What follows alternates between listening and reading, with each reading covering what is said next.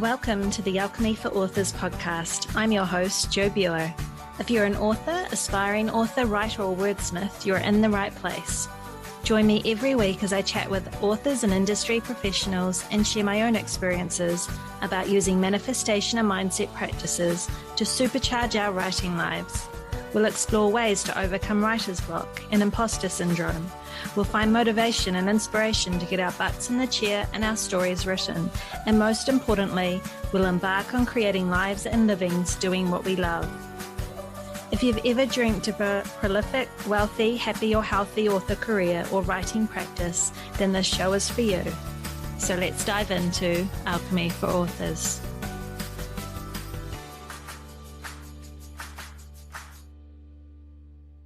Hello, my lovelies. Welcome back to another episode of Alchemy for Authors. Today I chat with author Jennifer Martain about all things indie publishing. Jennifer is a native of Wilmington, North Carolina. As a child and a mature adult, she wanted to be everything from a cardiovascular surgeon to an actress. Around age 40, she finally decided to just be herself and has been much happier ever since.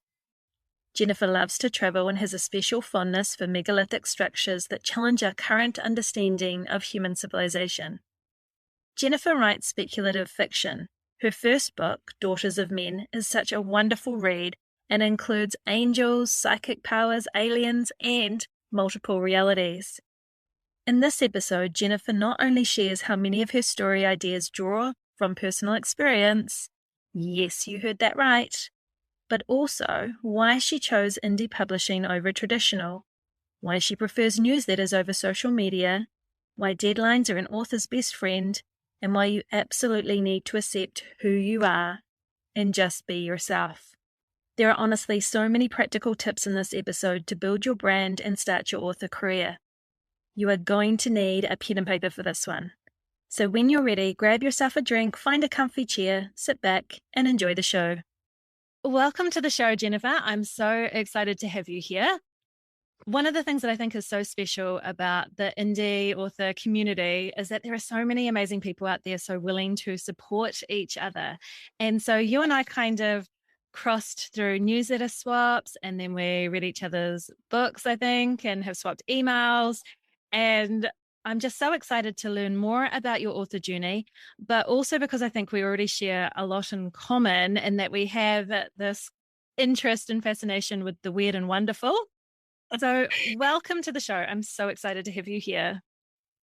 Thank you. Thank you so much for inviting me, because I was excited just to have a little girl chat just anyway. Awesome. So I want to start just with you telling my audience and myself as well, what pushed you into becoming a published author? What has your writing journey looked like? Well, I think like a lot of us from a very young age, writing was something that I just did. And I'm lucky enough that there were other things that I was fairly good at, but I think this is the one that got me the pats on the back from the teacher, or mom and dad would stop what they were doing and be like, wow, that was a really great story, which of course really wasn't, but they're encouraging me. So I think that it was just always in the back of my mind, something that I felt like I did have sort of an innate skill for. I definitely qualify that with a whole lots of learning and journey involved. And then, like a lot of other people, by the time I went to college, I ended up in the English program. I ended up getting, actually kind of a dual degree, kind of a crazy, funny thing. But anyway, so part of my degree represents basically English. That's in a nutshell, liberal arts degree, right? Like, what is it really used for? Well, that's a good question. I took some creative writing classes, as well as, of course, all the literature classes and that sort of thing. But I think that really what it came down to for me was that I just loved reading. I loved, from a very young age, being transported into these worlds that were way better and cooler and more interesting than mine. And so to be able to hopefully hone that type of an ability to share what was going on in my crazy brain, with other people, to hopefully give them an escape and maybe help bridge a gap somewhere. Like, I don't want to sound all, presumptuous about it, but I think that when we're reading things that really touch us, we do tend to learn a little something about not just the characters we're reading about, but we learn a little bit of something about ourselves, I think. Even if it's just the juxtaposition, oh, well, I would never be that horrible person I'm really enjoying reading about. But I do tend to do this, that sort of thing. So that's kind of a rambling answer. But in a nutshell, I think that's the short version. Surprisingly, that's the short version. That's cool. So you've got 4 books out at the, oh, sorry, you've got 2 books at the moment. No, I Yeah. appreciate that. Yes, I'm all about trying to get the other 2 out. So thanks. Yeah. And that, I think, speaks to the journey that your podcast represents is, how we keep ourselves motivated, how we keep ourselves moving. Because I do technically have 2 published things. One is a very long novel. Traditional publishers would never have wanted it. It's 400 pages long. And the other actually just released was just a short little 8,000 word novelette, just fun, quick, easy to read. And then the other 2 that are on the table for this year that I'm still working on that journey. But I do still see this path hopefully happening of 2 more novels before the end of the year. And I still find my brain a little sidetracked by some other short projects along the way. So we'll see. That's awesome. Because I saw on your website too that you have lots of poems as well. So you're a poet as well, which is really cool. Thank you. I do enjoy writing poetry. I don't know if that makes me a poet or if it just makes me somebody that likes to do it. Well, they're beautiful. Well, thank you. Thank you. I have to say I was a little scarred in college by a poetry professor, or actually he was a TA, so I'll give him that, but who told me I didn't qualify for the advanced level class because I wasn't good enough. And from then on, I was not a poet. I hate that. Turning red. Yeah, no, that's so horrible. It always breaks my heart when people have had that kind of negative feedback or negative judgments made, and then, it's so easy to kind of shut down from that. But you obviously didn't, because you've got these beautiful poems up on your website, which is so cool. Thank you. That was part of my, I think my life journey has been, kind of unique, like everybody's. I don't mean like mine is special, but speaking for myself, I really did not start coming into my own and feeling confident of myself, including my mistakes and all the things I'm still working on. So all my shortcomings. Then I sort of started accepting my package around age 40. To me, the 40th birthday was a really big milestone. I was super, super excited, chopped all my hair off, let my hair grow out gray, and just moved on. And so part of that was starting that writing path, taking it a little more seriously. It's still taken me, a decade, but just accepting that, yeah, this is where I'm going to end up, that sort of thing, and taking these little nibbles at it while I worked other day jobs and that sort of thing. But one of them was, what, if people don't like the poetry, they can click the screen off. There you go. Awesome. I love that. There is something to be said about that magical number 40, because I've talked to a lot of people that have always wanted to write or had a passion for writing. And then there is something about that age that kind of spurs them into not giving a damn about what other people think and just doing it. Exactly. Exactly. And I think what's fascinating to me is, again, I realize this being a podcast, but I do have white hair now, and running into young ladies, so clearly in their 20s. And the hair is an easy thing. So to them, that is something that they stop, they say something about, oh, you're so confident to let your hair grow out or whatever. And I'm like, okay, younger self, I am talking to you now. Since you said something, I know I'm a random stranger in line at the grocery store, but don't wait until you're my age. Just be yourself now. I could have started like what you're talking about, Joe. We could start this path so much earlier. And for various reasons in society and family and our own self-doubt, we don't. And, or most of us don't. Some do. And they're the rare soul. And I'm like, wow, you're so impressive at 20 years old, right? Yeah. I was not. I was a mess.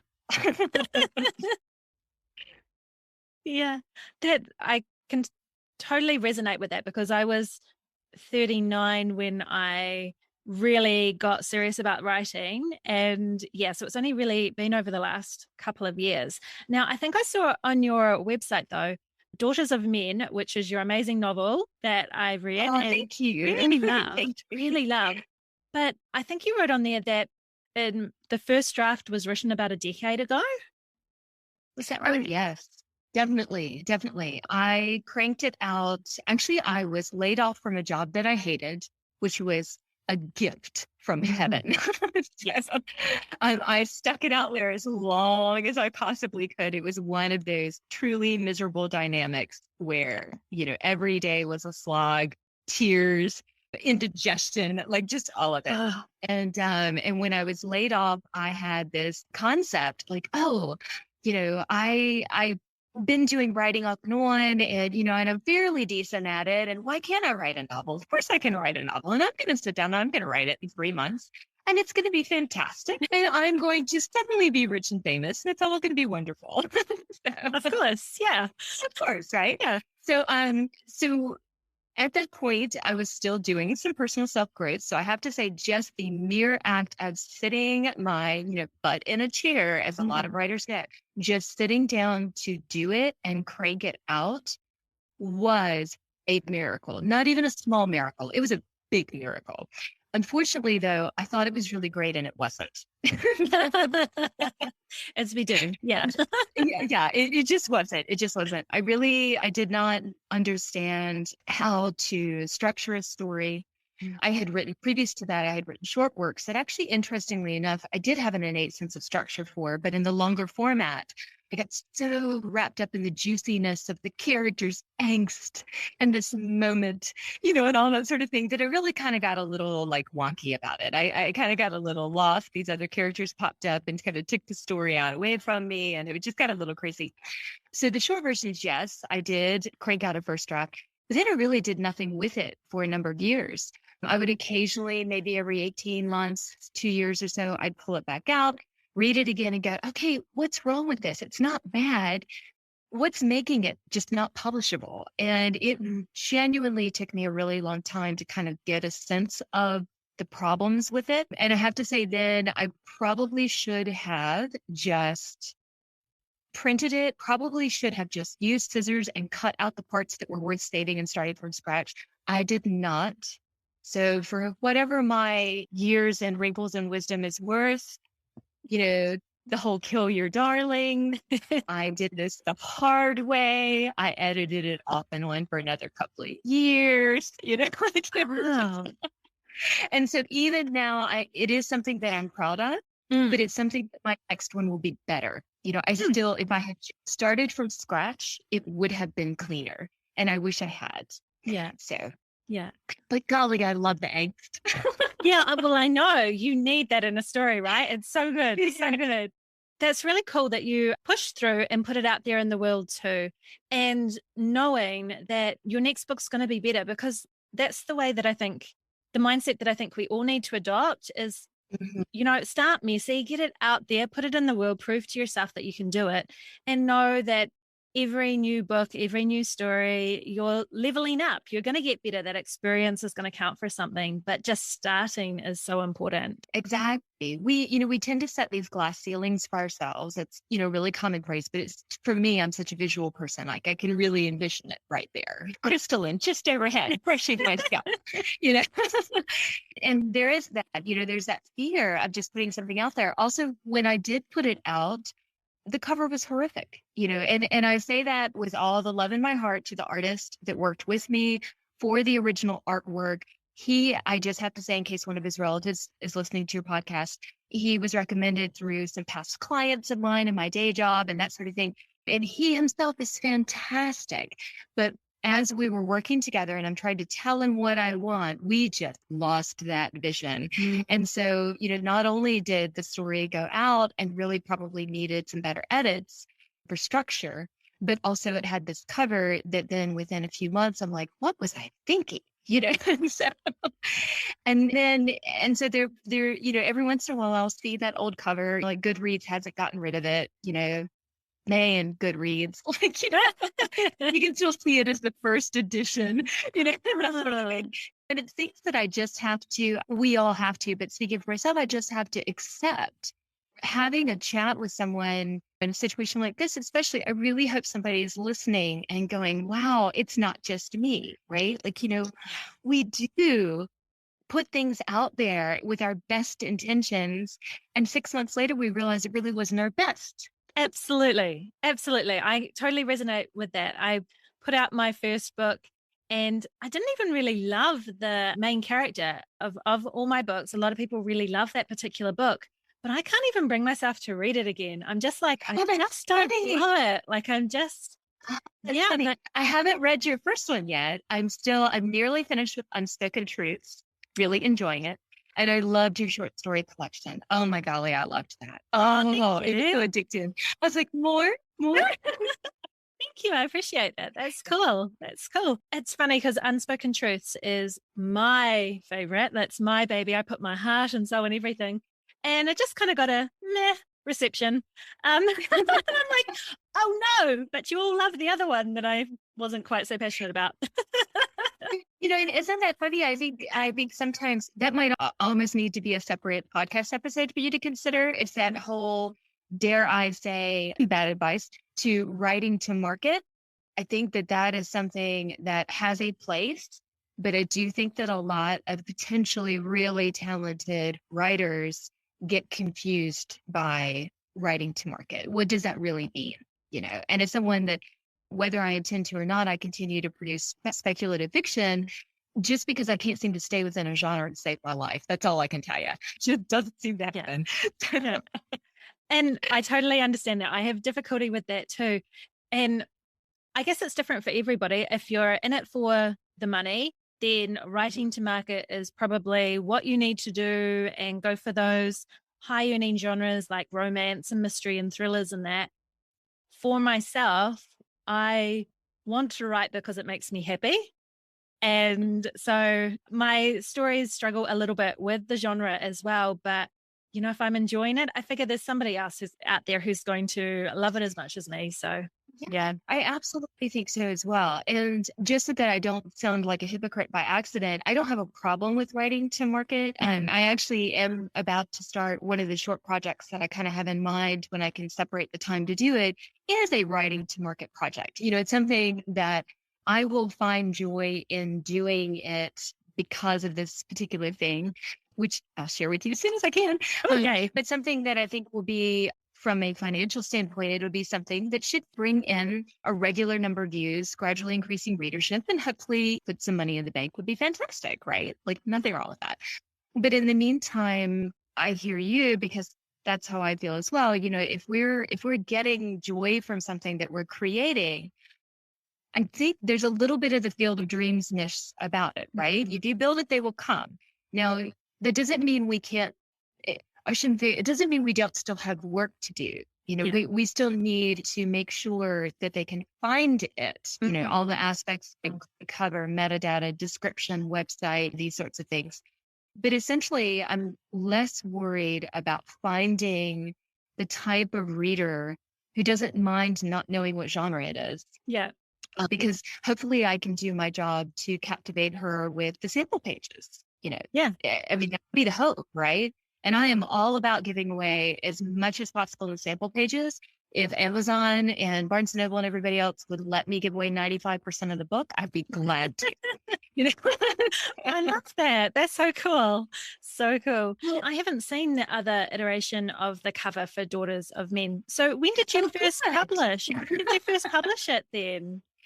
So it came out in November of 2019. Okay.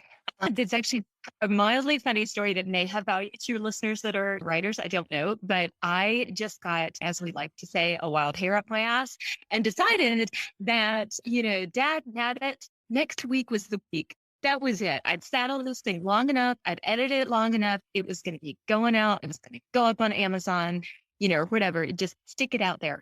So I crammed all the information I could, because I'm a research freak, into, buying a bundle of ISBNs because I'm going to have more books, and, let me set up, all these sorts of things.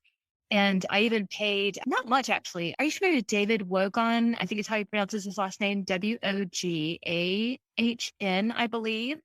Actually a really great resource as far as like blog posts and help. Cool. And he has a consulting business where when you need to ask him self-publishing advice, he's a really useful resource.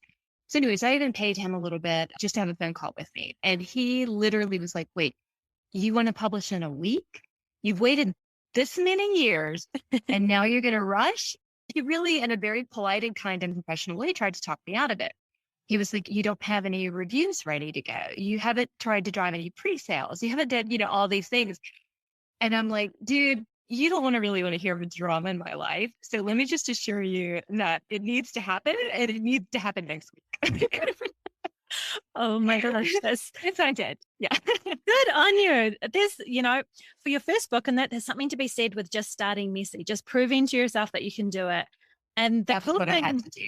yeah, and the cool thing about the indie author world is that book is forever yours. You can pull it anytime you like. You can put a new cover on it. You can relaunch it. You can rewrite the whole thing if you like. You've got all that power and control. And I'm sure that, and I don't mind speaking candidly because Amazon's not listening, I'm sure that I really pushed the boundaries of when I saw it as an ebook and I caught mistakes I hadn't caught for the past 10 years, that kind of thing or whatever.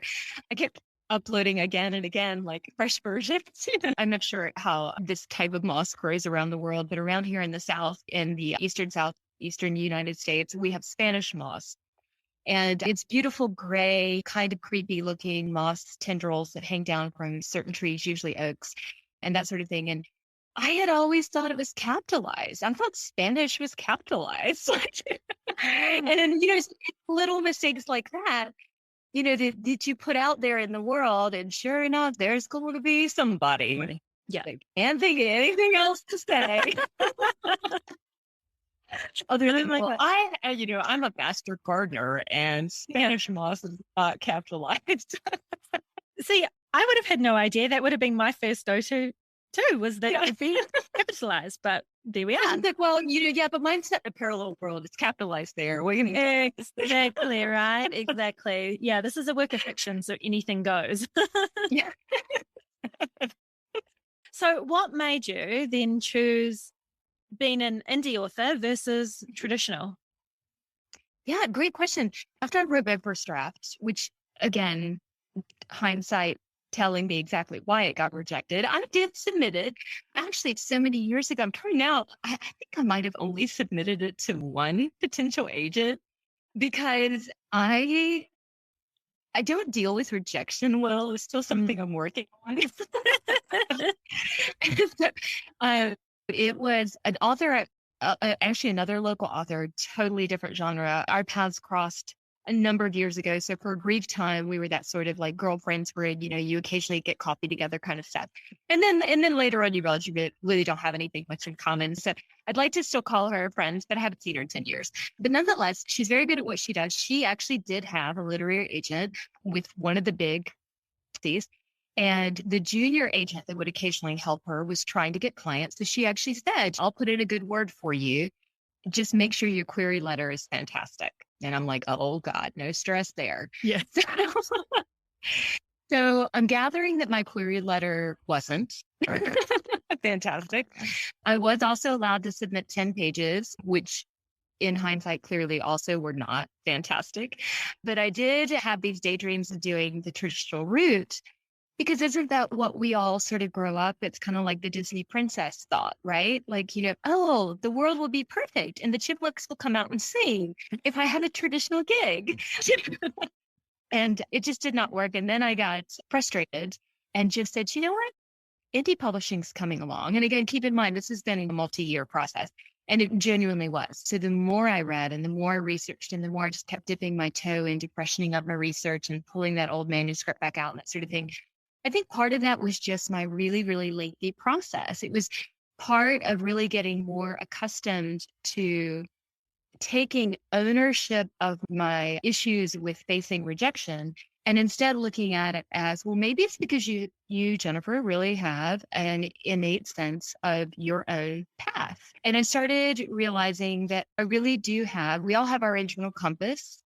And I really did have a true north. And traditional publishing was not going to work for me because this weird story that I wanted to tell was not going to be something that they wanted. They might in the future or whatever, which is fantastic. And I have nothing against traditional publishing, especially as much work as indies have to put into things.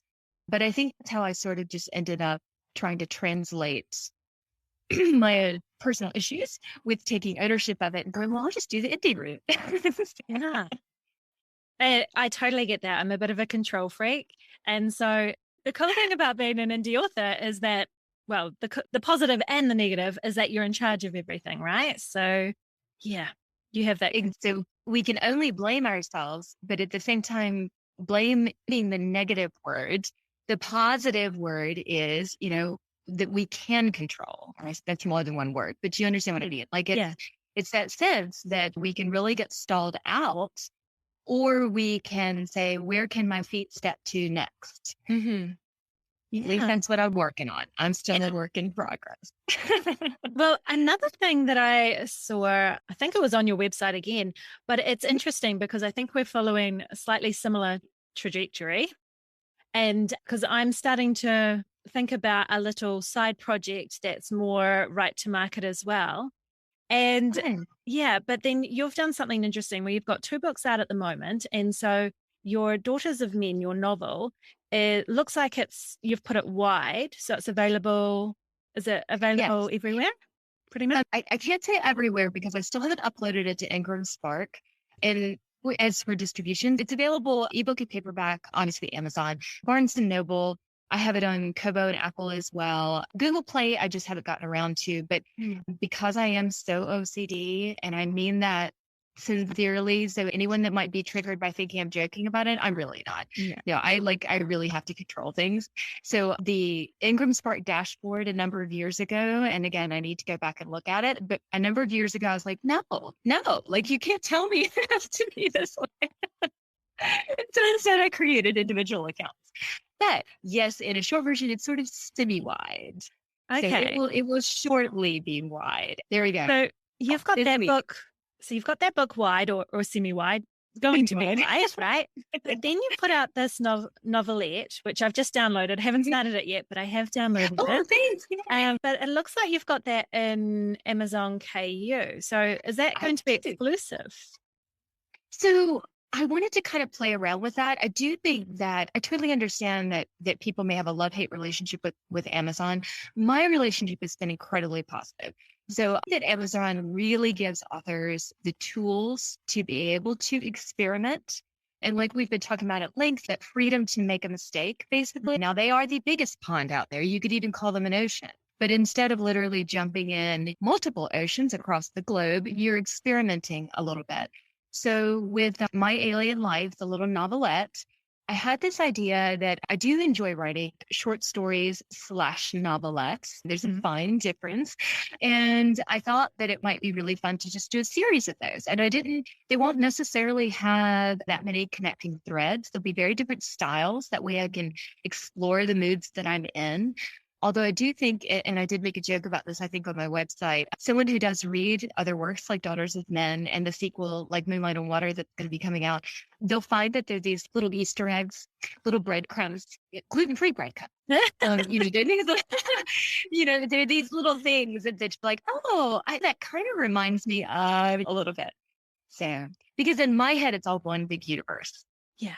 Yeah. No, I like that. Because I'm, like I said, I'm doing a similar kind of thing. I'm just contemplating doing smaller works, more of a series, playing around, and maybe trying exclusive for those, just seeing what happens. This one, I did release on Kindle Unlimited, and actually, because you're so sweet, you are on my newsletter list, so you'll see that today I was like, hey, everybody, it's free today. Help a girl out, download it. It's kind of a fantastic day. At the time we started our podcast, it was number 2 in the little hour-long the section for hour-long. Congratulations. I think in the freebies, right? Top freebies. but hey, I'll take what I can get. Exactly. And so I thought it might be fun to just try doing the Kindle Unlimited for that first one. And then when I have the second one, maybe I'll move the first one because it'll be part of a series. Maybe I'll move the first one wide, but always have it first launched on Amazon. I think I'm feeling like that might be a nice play because Amazon really does give you a lot of tools. And I love the instant gratification of being able to figure out in a short time frame what metadata is working. And I use tools like Publisher Rocket that Dave Chesson, Kindlepreneur, love it. Totally worth the money. Anybody that can afford it, absolutely do it. So Amazon gives you these abilities to kind of learn. You'll notice that on my little novelette, I don't have a traditional description for it because even as an author, I think one of the things we all struggle with is by the time you've written the book is how do I summarize it in 90 words or less, or something. Yeah. And in this case, I was like, you know what? Amazon's will figure it out for me. I'm going to play around with some metadata. I'm going to find out which readers seem to be resonating with it more. And that's the part of it that I'm going to pick out, for the description. So it's my little playground right now. That is really cool. I've heard of the opposite being done. Have you heard of Mark Dawson? Yes. Mark Dawson, he's amazing. I think he's got a podcast. He's got all these wonderful indie author courses. And I think he does a little bit of the opposite, where I think and it may not be with all of his books, but he releases them wide first for a really short period of time and lets his newsletter list know. And like, if you want my books, then get them now if you're a Kobo reader or Apple reader or anybody else. And then he moves them into KU, where they kind of sit for the rest of the time. Oh, interesting. Yeah. I thought that was really interesting. Yeah. And so obviously he feels that works. Otherwise he wouldn't do it. But has he explained kind of the thought process? Is he sort of like casting a net and drawing people in? So I think what it is, and I could be completely wrong. So if anyone's listening to this and I get all the emails and that correcting me, by all means, because it was a long time ago that I think I heard this, and he might have changed his strategy now. But I think for him, the KU is just a really good earner. But then there's always that battle with, but I don't want my readers to miss out. So so it's allowing that opportunity for readers and that who maybe don't subscribe to KU to be able to still purchase the book on other platforms. And then it goes primarily into KU because it's just, like you've said, it can be easier for marketing. They give, I think, free book kind of promos that you can apply for and things like that. Yeah, it makes a lot of sense. So I think whoever's listening, play around with it. Again, all you do when you make a mistake is learn, right? That's all. So just try. That's right. That's right. Like you said, you have ownership of your intellectual property. Don't be afraid. Yeah, well, that's right. And so you do pre-orders. So I had experimented with pre-orders, and I think I joked once with you in an email we were sharing back and forth, that, I'm never doing it again. Okay, so in a nutshell, I do enjoy setting deadlines for myself. I do usually blow right past them. But it is very important to have a deadline. I cannot stress this enough. And I don't take it lightly that I blow past it. It's more just sort of an inevitable. But if the tighter a deadline I set with the higher of a goal, it's sort of like, I think the phrase is, if you don't shoot for the moon, you'll never touch the sky, I think might be one of the catchphrases. And for certain personalities, it's different. Some people really get hung up on missing goals. I do too, but the negativity that I instill on myself, I turn into a positive. It's one of the white hair things, after turning 40, it's just all different in my brain. So pre-orders, I did experiment with Amazon for the sequel for Daughters of Men. It's called like Moonlight on Water. I am still writing it. I had thought that I would have it finished in time to publish. Well, actually, it was originally going to publish it on my sweet, dearly departed grandmother's birthday because she inspired the Mimi character. But that's okay. Gamey's in heaven and she loves me and she understands. So I missed her birthday. I ended up having to cancel my pre-order that was on Amazon, whereas Kobo, Apple, Barnes & Noble, they don't care if you push the pre-order date. They don't have a problem with it. And inherently something that might not be obvious to writers just starting out is that these other platforms do not charge customers when they order the pre-order. They only charge them at the time of delivery. Amazon is different. Amazon would love to take your money immediately and put it in a sweet checking account where they're earning interest on it every night. So that's the reason they give writers such a hard time about changing the date on their pre-order, and they have their penalties. Now, that said, I do want to share that Amazon, from my experience, including most recently with this one, when I sent them an actual personal email through the contact options you have on the website and just said, hey, I don't mean to be slack. I don't mean to let you down. I do respect this as a professional platform. I am genuinely doing my best, but XYZ, and I didn't go into detail because it's none of their business, nor do they care. But I was like, XYZ circumstances, like a lot of us go through, came up, and what, life happens. So I accept my punishment. I know I'm not going to be able to have a pre-order for a year, but I just kind of want to proactively let you know before you just figure out I'm not uploading my manuscript in time, or whatever. Just the nicest response came back. An actual human typing the response said, you know what? A lot of people, because of the pandemic and everything, a lot of people had been having, and in the way this person typed it, they were like, you know what? A lot of people have various life issues coming up. We love our authors. We understand, that sort of thing. And they gave me an exception. They said that when I am ready and I know I can keep that date, that I'm welcome to relist my pre-order. And I felt that was so genuine and so human of this big behemoth. And I just think that that's worth something. Our mom has always told us, if you ask nicely, you never know, right? Like, That's right. It's showing that professionalism and just giving them the heads up.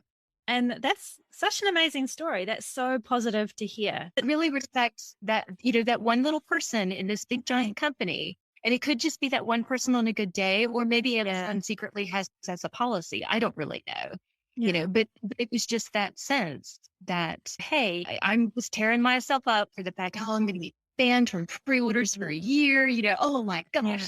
And then the response that comes back is the universe says, you know what? It's actually going to be okay. It's going to be better when you put it out. And that's really what matters. That's so good to hear. That's so good to hear, because there's so much negativity sometimes, I think, about different distributors of books and that. And so it's so good to hear those positive stories. So do you have a writing routine? What does it look like? Do you write every day? What do you do?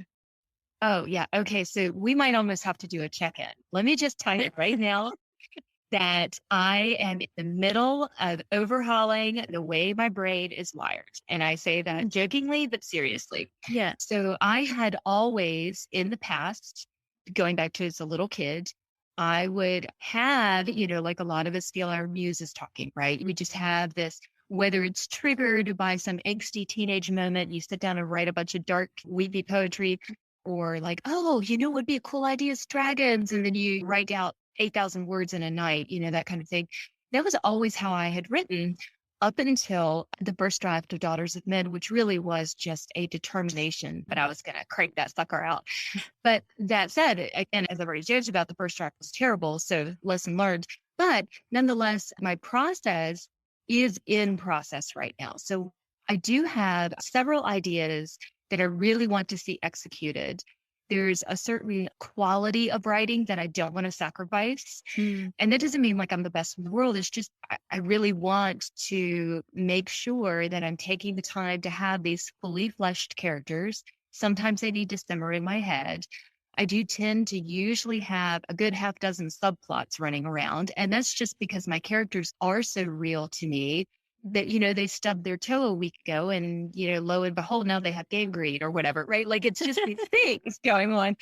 And so what I am in the middle of doing now is teaching myself to tell my brain, to teach my brain, to train my brain that when I sit down with a certain scenario around me, that is writing time. It is not editing time. It is writing time. It's not consider how I can reorganize my website time or check social media du jour or whatever it might be.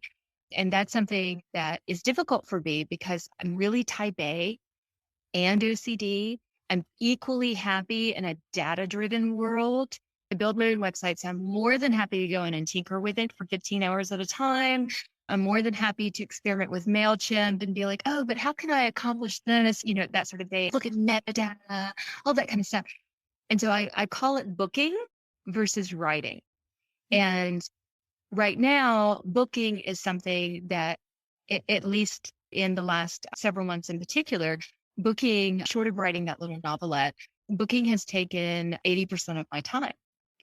And yet, when I allowed my brain to do what it wants to do, I cranked out the little novelette. It's only 8,000 words, but nonetheless, for me, I wrote that at a very quick pace. So I know I can do it.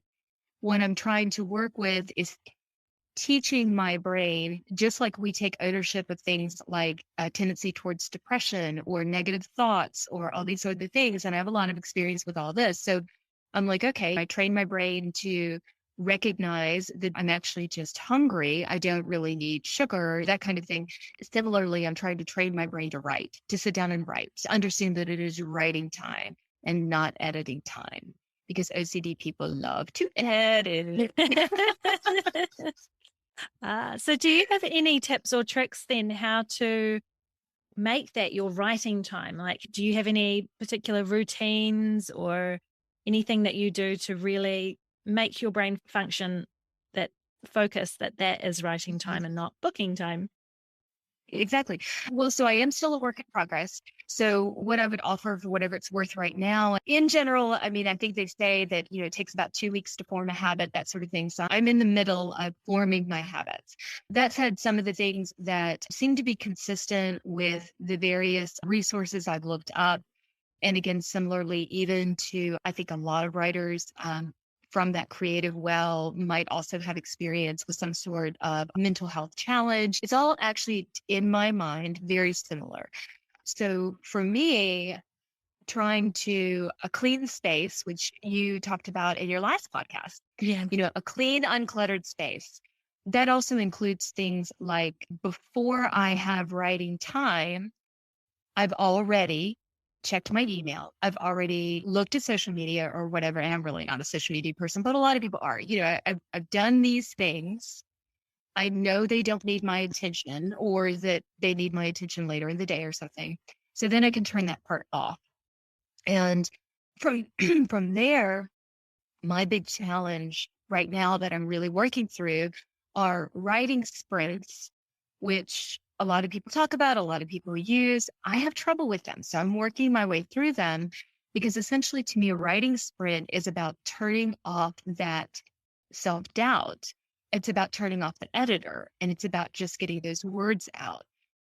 That said, I'll share that I just discovered, as in like 2 days ago, but I think it's going to be really helpful. There's an author named Chris Fox. What's the title of his work? It is called 5,000 Words Per Hour by Chris Fox. I just want to give him credit. He had a background, it seems, in the financial system. I think he did mortgages, that sort of thing. He had to teach himself to allow himself to write poorly. But what he found, and this is my hope, what he found was that the more he pushed himself with these writing sprints, and he suggests starting really small. He suggests starting with 5-minute writing sprints, so that you don't stare at the computer for an hour, And he said that once he became a better self-editor and got more comfortable with writing sprints, that he found that it organically merged. And so that's my hope. That's my goal. My goal is that it's not about cranking out junk.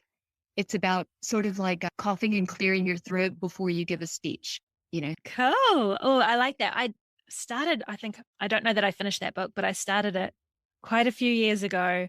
And I remember him saying just to start little, because then you're not going to be faced with that failure too. If you start with something too big, like I have to write for an hour or I have to write 1,000 words today, and you're out of the routine of that, then you're potentially setting yourself up to fail, and it's going to be harder to get your butt in the chair and do it the next day as well. Exactly. That we are our own worst critic inherently. And then for the people that say they're not, well, maybe you really kind of should be, because we really are our first filter, right? I say that jokingly, obviously. But yeah, I think that we do have to push through, but we also are trying to push out our best version of our first draft, right? Yeah. And I think that's really important. And something else that you actually just talked about in your previous podcast, and we've all sort of heard from other people, but it bears repeating, is writing is not only about sitting down and typing or scribbling with a pen. Writing is also about, oh, I'm taking a shower, washing my hair, and I'm thinking about Lola and Saul and what they're going to do when they find out that Eileen really wants to ride a motorcycle, that sort of thing. And by the time that, and this also follows Chris Fox's advice, by the time we sit down to do our sprint, we should already really know not the nuts and bolts, but we know the gist of what we're about to write. We know that it's this scene with these characters, and we maybe even have a little bit of dialogue. Yeah. And something that I'm allowing myself to do that's really helping is I'm allowing myself to just skip places. And I think you mentioned this actually. I was nodding a lot as I was listening to the last podcast. So I'll just leave a big old highlighted yellow section of junk text where I'm like, Adam got mad, find a good reason, that sort of thing. And I'm just continuing so that the juicy, beautiful, angsty, wonderful part that I've been dying to write on paper, I don't want to miss that opportunity just because I'm stuck with how to segue paragraph 1 to paragraph 2, right? You just don't want to get stuck there. Yeah, absolutely. I want to talk a little bit about your marketing because you've got 2 books out there. You've got 2 on the way. You do pre-orders in that. You've got a fabulous newsletter. I just love it. It's so short and to the point. I never hear any feedback. So do you? I really do. It's so short, to the point, engaging. And then you have these links to the most fascinating articles that kind of work in with your stories and that too. So I absolutely love it. But you're not on social media, which is which is something that I haven't come across with authors nowadays. So I want to hear more about what you do to market your books at the moment. Well, so I technically am on Twitter. I just don't really use it properly. I'm making a little bit of an effort, as in I think I posted like 7 times this year. I've only posted like 8 times total since 2012. And funnily enough, I actually have like 100 and some odd followers because I did a couple of those things. It wasn't book sweeps, but it was a similar thing. And that's very, I think, well worth a podcast, if I may offer that, to talk about those things and what's a waste of money and what's actually useful for people. Sure. But nonetheless, I have a bunch of followers on Twitter and I don't talk to them. So I'm working on that. I do have a background actually in marketing and sales. So even though the hat that I wore for those day jobs, and I had a whole variety of day jobs, a plethora, but each one had a different flavor. But that said, I think that what my takeaway is that oftentimes for independent writers or anyone just starting a business, you really do need to look at it as a business. So for example, if you're starting a little coffee shop cafe, you're not going to necessarily have, the high-end umbrellas out on the patio that you would really like, but you are going to make sure that the cup of coffee you're selling is fantastic.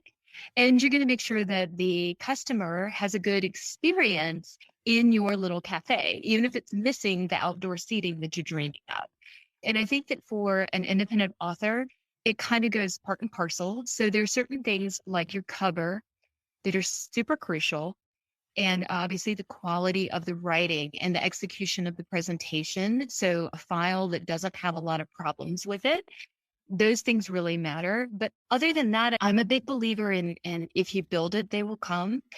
So because I'm lucky enough to have some actual skills in my back pocket, I'm able to do a fairly nice website and things. I didn't have to pay someone, that sort of thing. I'm also more than happy if anybody's ever curious. I am more than happy to share all the tips and products and things that I think are worth money and not with anybody that asks. You know what? We might have to get you back on again so that we can have a show just for that. Yeah. So I think that social media is coming for me. It's just about, I do, as you can tell, I talk a lot. So I don't have a problem with sharing. I have a problem with oversharing to an unfiltered public audience. That is something that social media is difficult for me about. I don't want to just be talking out loud, which to a certain extent social media is about, without having a sense of really who I'm talking to. And I think part of marketing for authors is knowing really who your targeted reader is. I actually had a little unpleasant micro episode, unfortunately, by email with another author, which was a little sad. It was about doing a newsletter swap, but she actually got really offended when I asked her, like, hey, I'm more than happy to do a swap. Absolutely. She actually had a really big newsletter list, so it was clearly going to benefit me. But I just asked her a couple of questions about her reader demos. And by demos, I mean demographics. And I'm not talking about like, do you buy soccer shoes or how did you vote in the last election? I'm talking about what do you like to read? Do you read, are you a Kindle only, or do you know that your people only like really hard sci-fi, which is what I was guessing from this particular person, that sort of thing. And my question really shocked her. And unfortunately, we went a little bit sideways. So I just, tried to, through email, smile and wave, boys, like the penguins say in Madagascar, smile and wave. But for whatever it's worth for writers starting out, I think that's part of the marketing, is to really have a sense of who you're talking to. And if you're not sure, no problem. But start with the sense of, would I be talking to somebody like my Aunt Sally? And if not, that's fine. But you probably know somebody that you think you would be talking to. And I think that's part of what's challenging for me with social media, is that I don't have a sense of, I feel like I'm talking into too big of a mouthpiece. Whereas through emails, it feels a little more personal. You get a little more immediate feedback, even if it's just from the lack of opens or the click rate or anything like that. It tells you a little something, something. Running a contest and 2 people enter, oh, guess what? That kind of thing. And so that's why I'm not a good example for social media. So you do a lot of newsletter swaps, though. Have you dabbled in any other Amazon ads, or you're on BookBub as well? Have you dabbled in any other kind of promotional things? No, BookBub, I'm learning BookBub because I actually think there's really a lot of benefit there in BookBub without even having to spend money. I think BookBub is definitely something that people really need to pay attention to and invest in. Recommend to other authors' books. You can pick a particular flavor so that even if your approach maybe is that you always want to give 5 so you look like the hero, that's fine. Just find every, equestrian YA fiction target niche and review all those. I have tried Amazon ads. I feel like they can be done better than the few times I've dabbled with them. But I also think that Amazon ads, when someone does not yet have multiple works or enough reviews, I think that's really key to the success of Amazon. So I think a lot of those very well-meaning and actually really helpful free webinars and, things that we can all get information from. I think that really the core piece of that is that they really work best for authors that already have multiple titles with a fair number of reviews. And by fair number of reviews, this could be misinformation, but I have read in a couple places now that for Amazon that you really need 15 reviews. That 15 is sort of that threshold before their algorithms start kind of treating it differently. And that's really a challenge. So I think Amazon ads are really useful, but I think in my opinion and telling myself, a few years ago or whatever, I really think that the focus first is on that whole build it. If you build it, they will come. So make your product, your brand, your work, as well presented and as authentic. That's the big deal. Be authentic. Know yourself in all of your gooey flaws. And just know that readers are just as gooey and flawed as you are, right? So just be professional. So I'm not saying that's an excuse for bad typos. What I'm saying is that if you drink too much coffee and you have more cats than children and that kind of thing or whatever, that's fine. Readers love that stuff, right? And just focus on presenting the most authentic version of yourself that you are comfortable with as a brand. And a lot of us use pen names for really good reasons.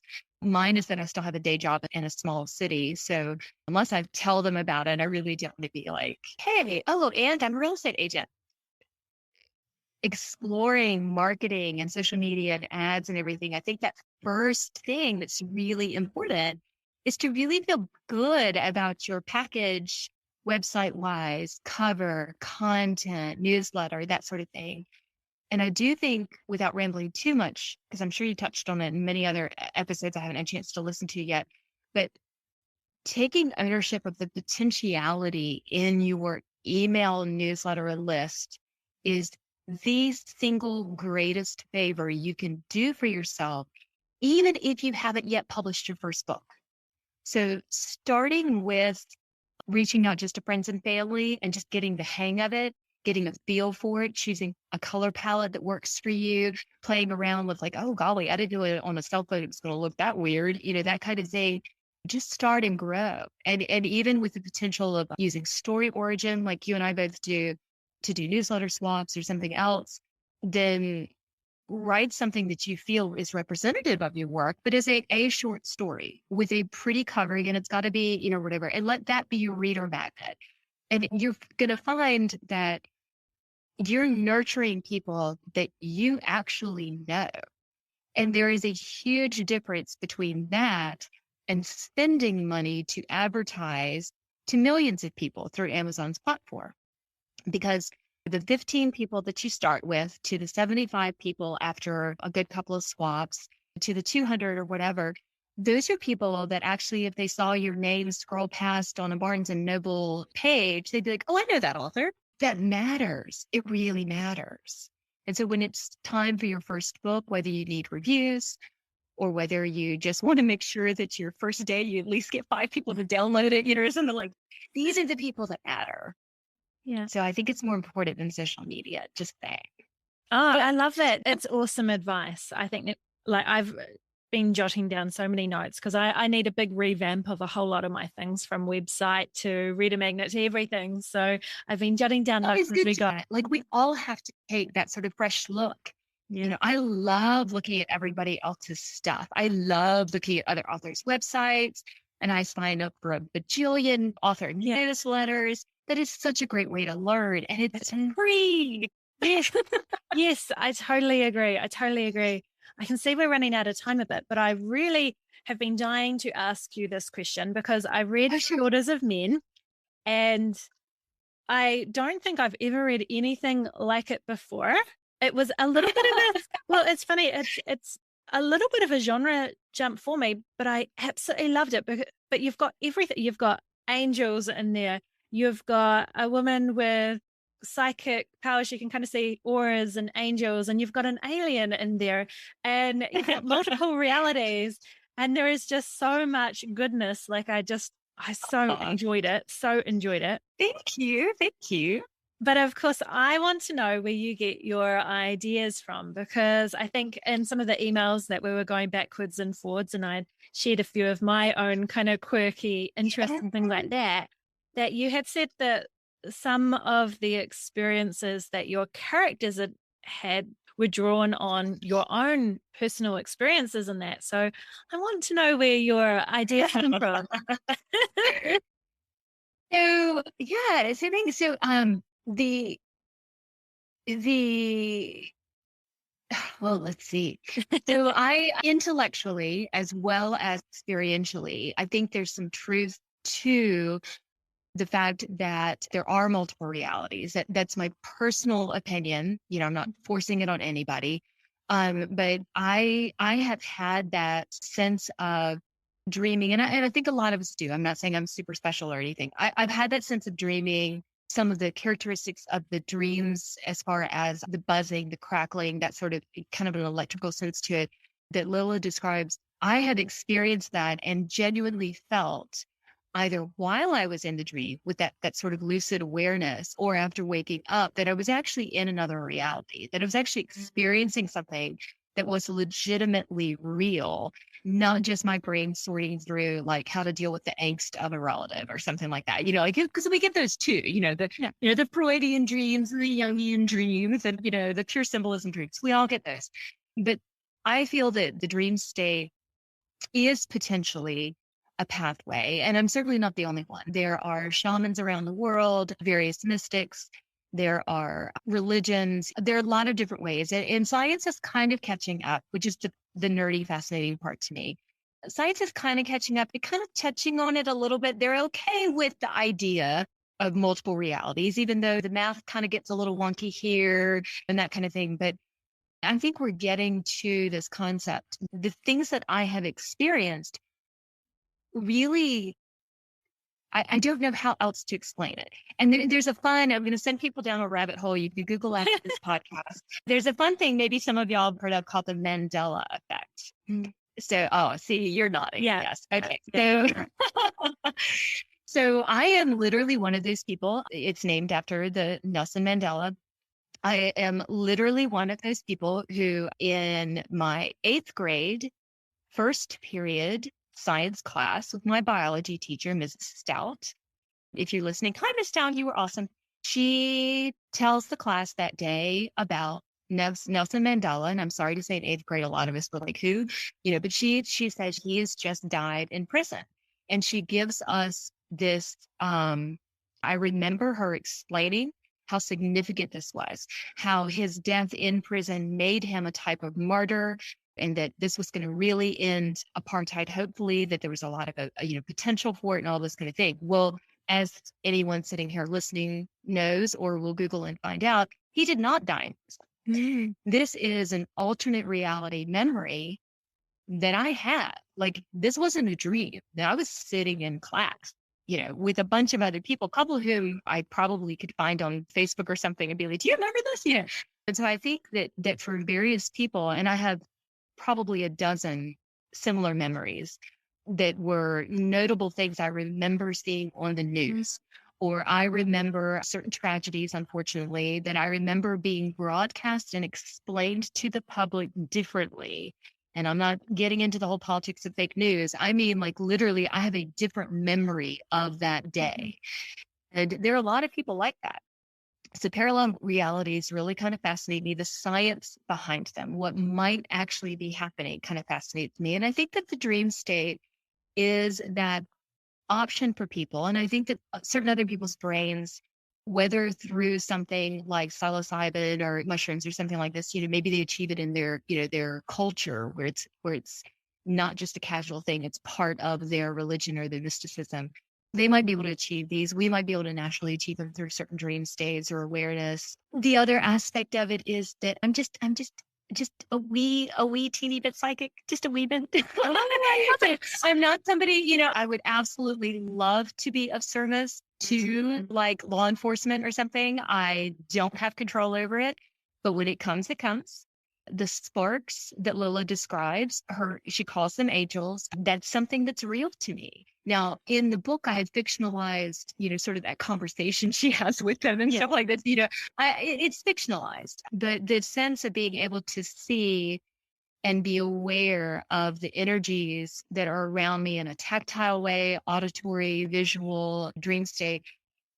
I'm just weird like that. What can I say? Like, when I was a little kid, it kind of freaked me out. But I had a mom that was very patient. She was just like, oh, sure, honey. Okay.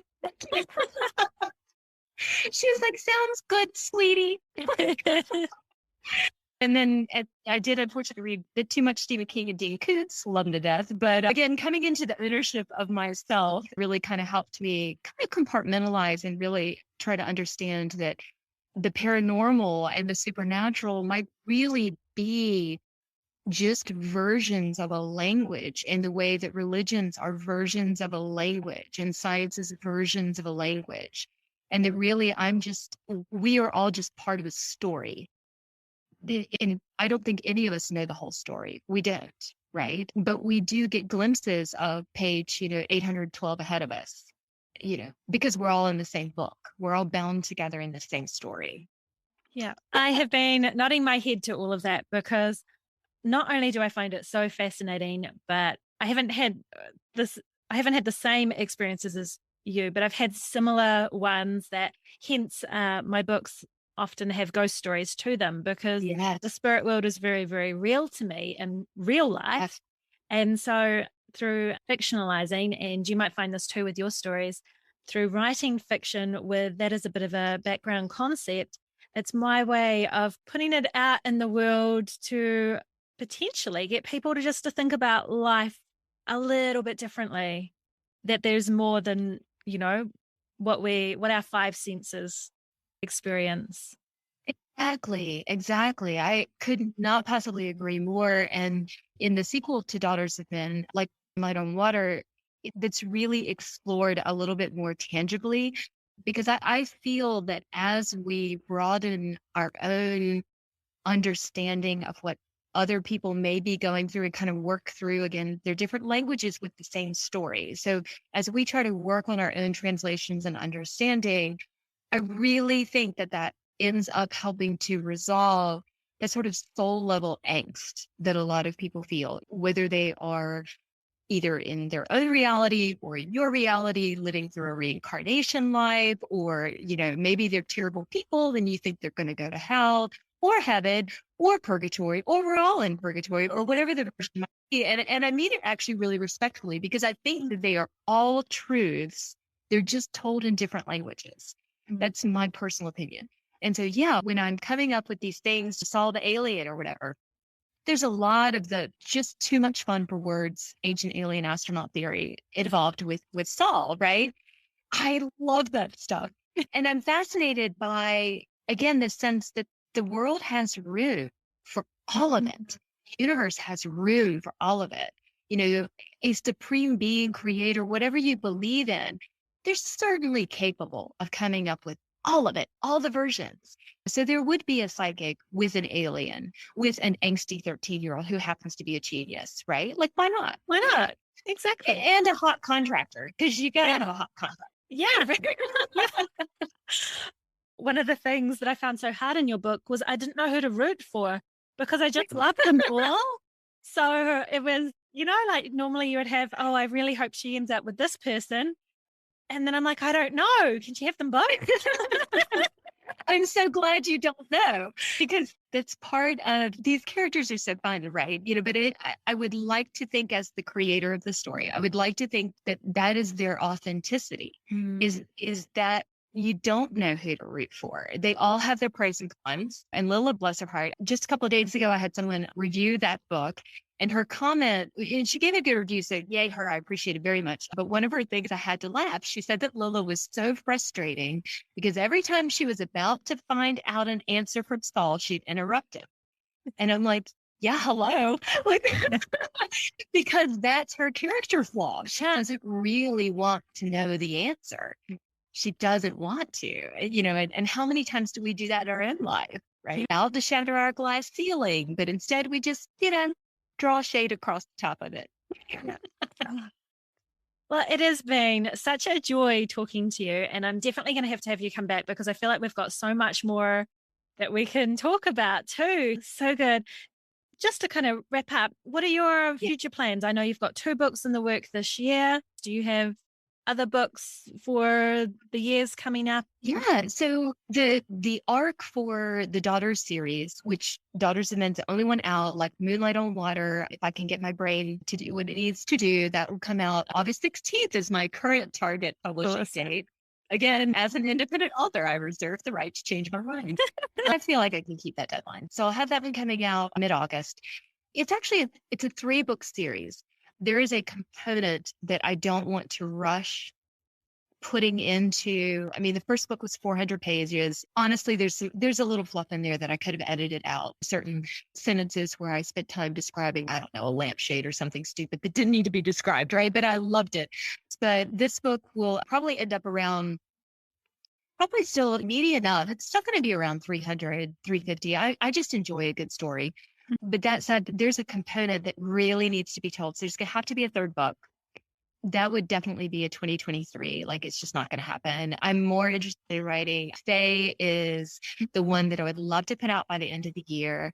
That one, it really has an ending that if I do it correctly, people are going to be like, wait, what? Like, in a good way. And so I'm really intrigued by that one. And that one probably will read for most, genre readers. It's probably going to feel more like a paranormal suspense or a psychic suspense. It probably will fit a little bit more easily into a genre, but it's actually in the Daughters universe as a side story. So, savvy readers are going to catch some of that. Well, I look forward to that one. Yeah. So those are the 2 covers that are already done and paid for. So dang it, those books got to get written. Yeah. And and then I would like to do a couple other shorts in the Sometimes Story series, following behind my alien life. And other than that, I would just say real quick, because I'm so fascinated by, I just sort of discovered a fresh interest in Kindle Vella. And so I actually am thinking about playing around with that and maybe even doing a different pen name and just having fun with doing something that is a little sassier and just to maybe play it around. I've already warned my mom that she would read it. Like, but I think that'll be fun. I think if I can keep my brain entertained, that I'll be able to write more. Oh, so fun. Oh, that's awesome. Oh, well, I'm so looking forward to your new book. Just finding time to read them, but I downloaded your novelette. Thank you. Yeah, I do appreciate it. And I totally understand, reading for all of us, I think even avid readers, it's still something, there's still those times when we just want to watch Netflix instead of read for whatever reason, So, And there, just by nature of what we do, there are so many good books out there. Like my reading pile is ridiculous. Exactly. I hear you. So no worries, but thank you for downloading. Of course. So where can people connect with you? How can they get in touch with you and find your book? Clearly, I'm not on Twitter much, but I am technically on Twitter, and I am making a little bit of an effort. So if you'd like to laugh at my lack of posts, feel free to find me on Twitter at Jennifer Martain. My website is the simplest because there you can sign up for the newsletters that, according to Jem, are entertaining. Yay. Oh, I love them. And so my website is, there are a couple of different domains that'll get you there, but the simplest is jennifermartain.com. And other than that, Joe's sitting here trying to talk me into doing Instagram. So I am, this week, maybe I'll start an Instagram. So that's watch this space. Maybe by the time that this goes out, I'll be able to put in a link. Fantastic. Well, thank you so much, Jennifer. I so appreciate you coming here, and we'll definitely have to talk again. I really enjoyed it. I feel like we've had a cuppa. I got so many wonderful takeaways from chatting with Jennifer, but here are a few of my favorite. 1. Be yourself now. Accept who you are. Don't wait. If you're holding off on following your writing passion, start now. 2. Move through the fear of putting your work out there. Put it out there, be proud, and know your next book will be even better. 3. You don't always have to write to market. Write what brings you joy. 4. The beauty of indie publishing is when you know better, you can do better. You can change the cover, upload re-edited files. You have the control. 5. Particularly when you're starting out, don't be afraid of experimenting with going wide with your books or exclusive with KU. Study the market and find what works for you. It's possible that with different books, you can do both. 6. Set deadlines to keep you on track with your story. Consider pre-orders to help keep you accountable. 7. When things go sideways, as sometimes they will, keep things professional. Let the right people know you're going to miss your deadline and act with integrity. 8. Keep your writing time as writing time, not editing time. Create a routine to train your brain to be ready to write. 9. When you are ready to write, have a clean space and limit distractions. Turn off your self-doubt and inner editor and use writing sprints. Start small and increase. Jennifer recommends the book 5,000 Words Per Hour by Chris Fox. 10. Non-writing time can also be writing time if you're thinking about your characters and plot. Then, when you do sit down to write, your ideas are more fully formed. 11. You don't always have to write linear. Skip around to the scenes that really spark your interest. You can always go back and fill in the details and segue later. 12. Get clear on who your market audience and readership is, and then leverage your newsletter, its content, ads and newsletter swaps to appeal to those readers. 13. Be authentic with your branding. Embrace your flaws and be comfortable with who you are. So I hope you got as much from this episode as I did. If you did enjoy this episode, please rate, review, and share with a friend. It really does help me to keep this podcast ticking along and only costs you a minute or so. And if you're wanting to support the show further, you can join my Facebook group, Alchemy for Authors, or subscribe to my newsletter at www.subscribepage.com/manifestation for authors. Until next time, happy writing.